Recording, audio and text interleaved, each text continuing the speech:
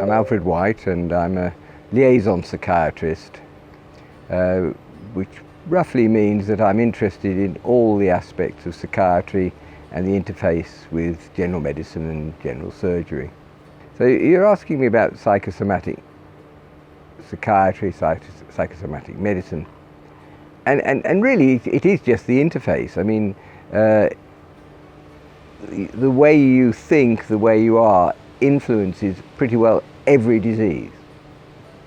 So if you suffer from asthma, or you've got heart disease, or you've got, you name it, skin disease, they're always made worse by unfavourable psychological problems. So if you're very worried and anxious, then any symptoms are made worse. And you've really got an interface which can be in several directions. One is conventional, simple physical diseases which are just made worse because you're anxious. So if you've got blood pressure, it's likely to be higher if you're worried about it. If you've got tummy upset, you'll have a double tummy upset. You then got diseases where there are physical problems, but they really don't know whether it's physical or psychological. And I think they're very interesting because that's really that's detective work. You know, is this emotionally based? Is it physically based? What's the relationship between the two? You've then got a group of symptoms which are really entirely psychological. They present with physical things, but people present with funny turns, or the runs, or waterworks problems, or shortness of breath.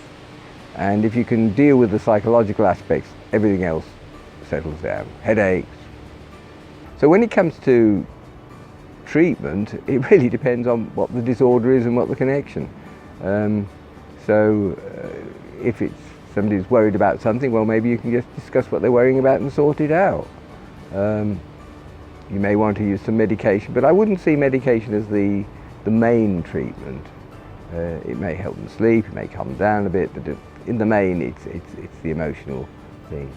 So that's a sort of quick run through. If you say, you know, this is your mind playing tricks, you never see people run so fast even if they can't walk, because they don't like the idea that you're not taking them seriously, that you think it's all, they're crazy, it's in their mind, etc. So I think one of the first things is to do is to accept that they've got the problem. And the physicians have looked at it and they really can't find anything that they can do much about. So we have to look at it in some other ways and see if what can help them.